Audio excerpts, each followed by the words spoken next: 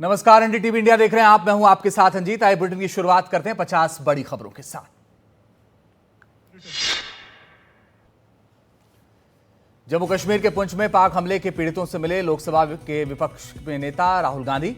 22 अप्रैल को हुए पहलगाम आतंकी हमले के बाद राहुल गांधी का यह दूसरा दौरा है। कांग्रेस सांसद राहुल गांधी ने पुंछ में नागरिक क्षेत्रों का दौरा किया, जहां पाकिस्तान की ओर से सीमा पार से की गई गोलीबारी से नुकसान पहुंचा है। राहुल गांधी ने पुंछ में स्कूली बच्चों से भी मुलाकात की और उनका हौसला बढ़ाया। कांग्रेस सांसद ने कहा, सब जल्द ठीक हो जाएगा। आप इन हालात से बाहर आने के लिए खूब पढ़ाई करें, खूब खेलें और स्कूल में बहुत सारे दोस्त बनाएं। पीएम की अगुवाई में नीति आयोग गवर्निंग काउंसिल की 10वीं बैठक जारी। पश्चिम बंगाल और केरल के सीएम बैठक में नहीं आए। बैठक में भविष्य के रोडमैप पर हो रही है चर्चा। यूएन में भारत ने पाकिस्तान को सुनाई खरी खरी। कहा, इस देश को नागरिक अधिकारों पर बोलने का हक नहीं। ये देश नागरिकों और आतंकियों में अंतर नहीं समझता। जर्मनी की विदेश मंत्री जोहान वेटफुल ने कहा कि 22 अप्रैल को भारत पर क्रूर आतंकवादी हमले से स्तब्ध हूं। हम नागरिकों पर हुए इस हमले की कड़ी निंदा करते हैं। पीड़ितों और उनके परिजनों के प्रति हमारी गहरी संवेदना। भारत के विदेश मंत्री एस जयशंकर ने जर्मनी में कहा कि दुनिया के सभी देश आतंकवाद की निंदा ही करेंगे। हमें अपने देश और अपने लोगों की रक्षा का अधिकार। जर्मनी भी आत्मरक्षा के अधिकार को लेकर हमारे साथ। पहलगाम आतंकी हमले की जर्मनी ने पहले भी निंदा की। जम्मू कश्मीर क्षेत्र के 4 जिलों में 18 जगहों पर स्टेट इन्वेस्टिगेशन एजेंसी की छापेमारी। पुंछ, राजौरी, उधमपुर और रामबन में आतंकी स्लीपर सेल्स के खिलाफ हुई छापेमारी। भारी मात्रा में आपत्तिजनक सामग्री जब्त, जांच जारी। झारखंड की लातेहार पुलिस को मिली बड़ी सफलता। 10 लाख का इनामी नक्सली पप्पू लोहरा ढेर। 5 लाख का प्रभात गंजू भी मारा गया। छत्तीसगढ़ में 24 नक्सलियों ने सरेंडर किया। छत्तीसगढ़ के बीजापुर जिले में नक्सल विरोधी अभियान को बड़ी सफलता मिली है। यहां 24 नक्सलियों ने पुलिस के सामने आत्मसमर्पण कर दिया है। इनमें से 20 नक्सली ऐसे हैं जिन पर कुल 87.50 लाख रुपए का इनाम घोषित है। असम के मोस्ट वांटेड उल्फा कैडर के रूपम असोम को पकड़ा गया है। उल्फा हाई कमांडर रूपम असम को असम अरुणाचल सीमा से गिरफ्तार किया गया। बिहार के बक्सर में फायरिंग, एक ही परिवार के 3 लोगों की मौत। बालू विवाद में वारदात को दिया गया अंजाम। दिल्ली सरकार ने कोविड के बढ़ते मामले को देखते हुए एडवाइजरी जारी कर दी है। इसमें सभी पॉजिटिव नमूने जीनोम सीक्वेंसिंग के लिए लोकनायक अस्पताल भेजने और दैनिक डेटा पोर्टल पर अपडेट करने के निर्देश दिए गए हैं। महाराष्ट्र में जनवरी से अब तक 6,819 स्वाब नमूनों की जांच की गई। इनमें से 210 लोग कोविड पॉजिटिव पाए गए हैं, जिनमें से 183 मुंबई से हैं। 45 नए मामले सामने आए। मुंबई में सक्रिय मरीजों की संख्या 183 है।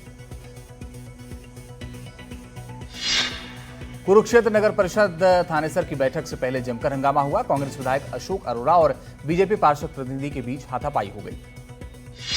जालंधर से आम आदमी पार्टी के विधायक रमन अरोड़ा को विजिलेंस विभाग ने गिरफ्तार कर लिया है। आप विधायक पर आरोप है कि जालंधर नगर निगम के जरिए उन्होंने लोगों को फर्जी नोटिस भिजवाए और लोगों से पैसे की मांग कर नोटिसों से जुड़े मामलों का निपटारा कराते थे। आप विधायक रमन अरोड़ा की गिरफ्तारी पर बोले पंजाब के सीएम भगवंत मान। का 2022 में भ्रष्टाचार को बर्दाश्त नहीं किया जाएगा। आज स्पष्ट हो गया कि हमारी पार्टी कुछ नहीं देखती, चाहे कोई अपना हो या पराया।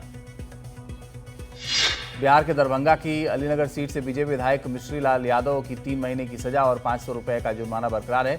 उन्हें कोर्ट ने जेल भेज दिया है। सजा पर अब 27 मई को फैसला है। हाईकोर्ट में अपील का विकल्प खुला है। निलंबित आईएएस अभिषेक प्रकाश के करीबी निकांत जैन को मिली जमानत। निकांत जैन को लखनऊ के भ्रष्टाचार अधिनियम कोर्ट से मिली जमानत। बीते 20 मार्च को पुलिस ने रिश्वतखोरी मामले में निकांत को किया था गिरफ्तार। गुरुग्राम में एक 70 वर्षीय बुजुर्ग के गॉल ब्लैडर से डॉक्टर ने निकाली 8,000 से ज्यादा पथरी। 1 घंटे की सर्जरी में मरीज के गॉल ब्लैडर से निकाली पथरी। डॉक्टरों की टीम को स्टोन को गिनने में 6 घंटे लग गए। मरीज 4 साल से बुखार और पेट दर्द से परेशान था।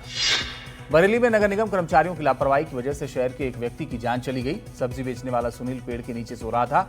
कीचड़ से भरी ट्रॉली को कर्मचारी ने उस पर पलट दिया, जिससे मौके पर ही सब्जी बेचने वाले की मौत हो गई।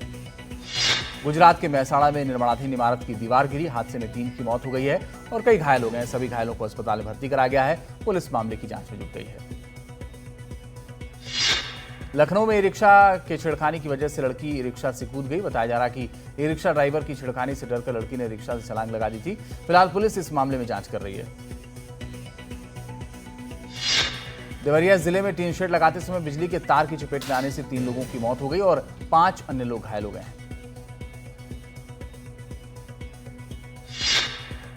उत्तर प्रदेश के बहराइच में गर्लफ्रेंड की जरूरतों को पूरा करने के लिए चोरी करने के आरोप में पुलिस ने 5 लोगों को गिरफ्तार किया है। पुलिस ने इनके पास से करीब 10 लाख रुपए की चोरी के जेवरात, 1 लाख से अधिक की नकदी बरामद की है। पूर्वी मेदिनीपुर के पंसकुरा में 7वीं कक्षा के छात्र ने आत्महत्या कर ली। छात्र ने आत्महत्या से पहले सुसाइड नोट और लिखा और कीटनाशक पी लिया। सिविक वॉलंटियर शुभंकर दीक्षित पर आत्महत्या के लिए उकसाने का आरोप। आक्रोशित ग्रामीणों ने किया प्रदर्शन। पुलिस मामले की कर रही है जांच। मध्य प्रदेश के ग्वालियर में विवाद में जीजा ने साले और पत्नी को गोली मार दी है। साले की मौके पर मौत हो गई और पत्नी घायल है। आरोपी फरार है। पुलिस के मुताबिक आरोपी विक्रमजीत और संदीप कौर की शादी 2 साल पहले हुई थी। कुछ समय से विवाद चल रहा था। मामले में पुलिस ने आरोपी की गिरफ्तारी के लिए टीम गठित की है।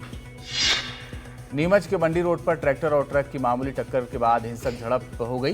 ट्रक चालक अपने हथियार बंद साथियों के साथ 3 युवकों पर हमला कर दिया, जिसमें तीनों घायल हो गए। ये घटना सीसीटीवी कैमरे में कैद हो गई। अलीगढ़ में व्यापारी की पत्नी से 14 लाख रुपए का सोना और नकदी लूटा गया। मामले में पुलिस ने सीसीटीवी कैमरे की मदद से 2 आरोपियों को गिरफ्तार किया है। बागियों की तलाश की जा रही है। हिसार से चंडीगढ़ जाने वाली लोकल ट्रेन की देरी से यात्रियों में दिखा आक्रोश। गुस्साई भीड़ ने अंबाला में रोकी Vande Bharat express train.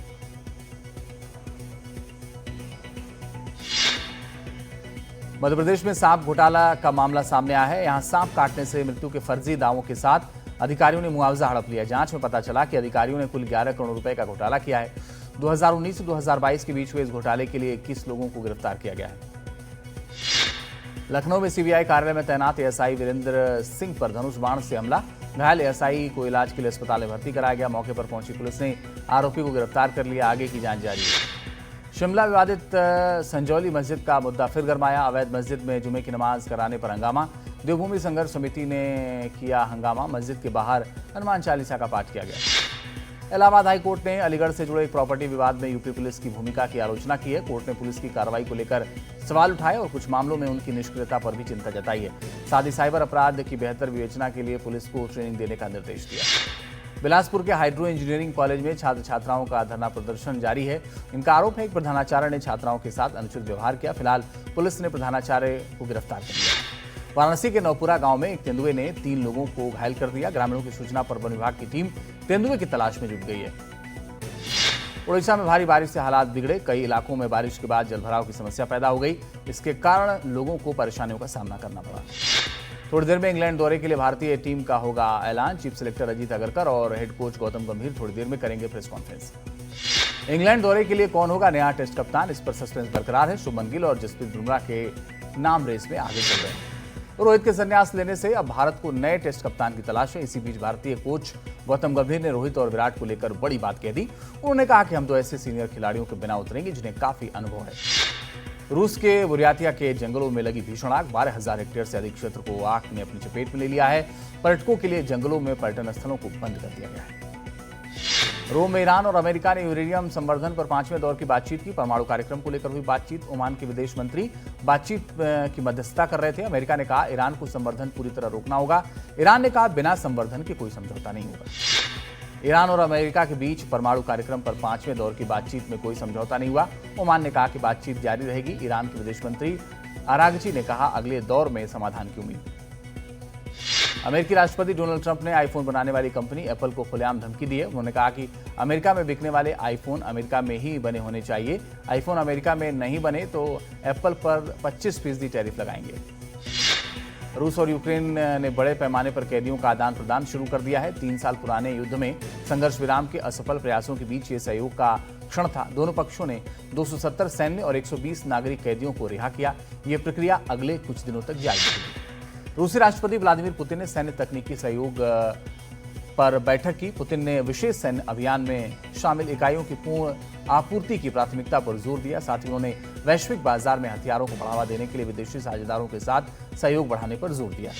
Venezuela के गृह मंत्री ने विपक्षी नेता जुआन पाब्लो की गिरफ्तारी की घोषणा की। जुआन पर क्षेत्रीय चुनाव के खिलाफ आतंकवादी साजिश करने का आरोप है। उनके पास से 4 फोन, कंप्यूटर और नोटबुक जब्त किया गया है। पाब्लो ने कहा कि इस साजिश से जुड़े 70 लोग हिरासत में हैं। राजकुमार राव और वामिका की फिल्म भूल चूक माफ 23 मई को सिनेमाघरों में रिलीज हो चुकी है। इस फिल्म को लेकर दर्शकों में उत्साह देखा जा रहा है। रिपोर्ट के मुताबिक इस फिल्म ने पहले ही दिन 6.5 करोड़ रुपए का आंकड़ा पार कर लिया है।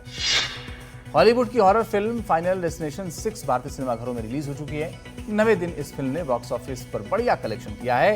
रिपोर्ट के मुताबिक फिल्म ने 34.5 करोड़ लगभग कलेक्शन किया है। अजय देवगन की रेड 2 बॉक्स ऑफिस पर धमाल मचा रही है। रिपोर्ट के मुताबिक फिल्म ने 23 दिनों में 157.85 करोड़ रुपए का कलेक्शन कर लिया है।